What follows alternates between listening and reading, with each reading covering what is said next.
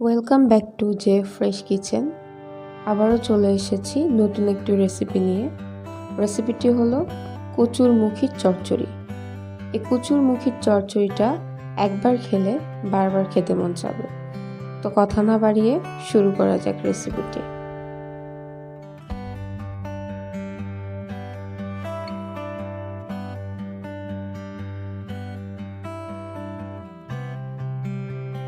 তো কচুর মুখির চচ্চড়ির জন্য কচুগুলো এখানে আমি গোল শেপ করে কেটে নিয়েছি।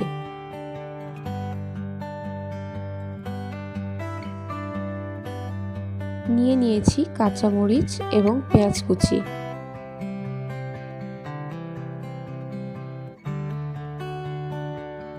আরও নিয়ে নিয়েছি এখানে আদা রসুন বাটা, মরিচ গুঁড়া, ধনিয়া গুঁড়া, হলুদ গুঁড়া এবং পাঁচফোড়ন।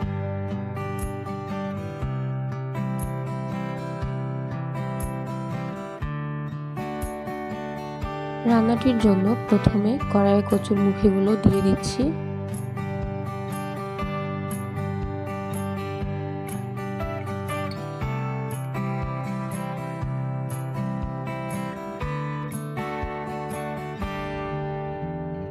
এরপর একে একে আগে থেকে রেডি করে রাখা উপাদানগুলো দিয়ে দেব।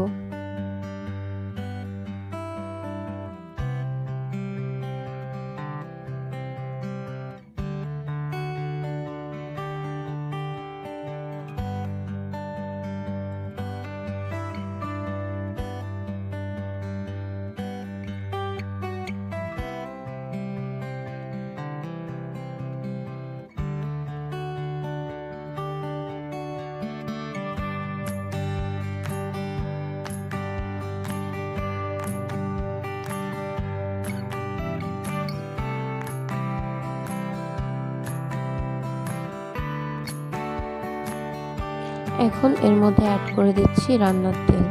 আমি এখানে সয়াবিন তেল ব্যবহার করেছি, আপনারা চাইলে যে কোনো ব্র্যান্ডের তেল ইউজ করতে পারেন। এখন খুব ভালোভাবে হাত দিয়ে আমি সবগুলো উপাদান মেখে নিব।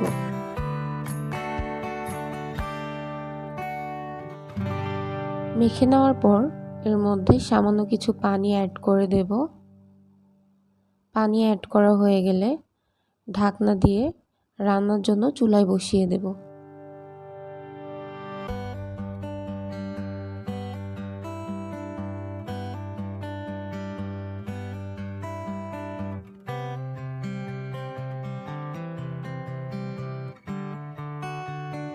তিন থেকে 4 মিনিট রান্না করার পর ঢাকনাটা উঠিয়ে স্বাদ মতো লবণ অ্যাড করে দেব।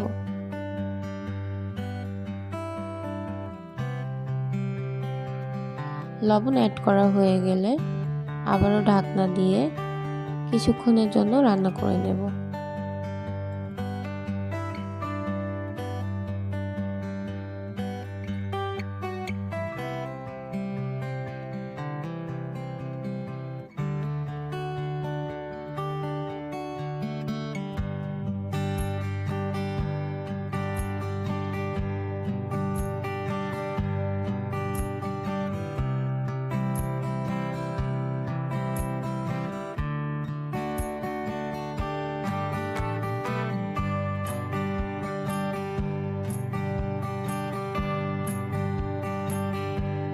ঝোল শুকিয়ে আসা পর্যন্ত কচুর মুখিগুলো রান্না করে নিতে হবে। দেখতেই পাচ্ছেন আমার রান্নাটি প্রায় শেষের পর্যায়ে। রান্নাটি শেষ হয়ে গেলে নামিয়ে পরিবেশন করে নিতে হবে মজাদার কচুর মুখির চচ্চড়ি। অবশ্যই রেসিপিটি বাসায় ট্রাই করবেন।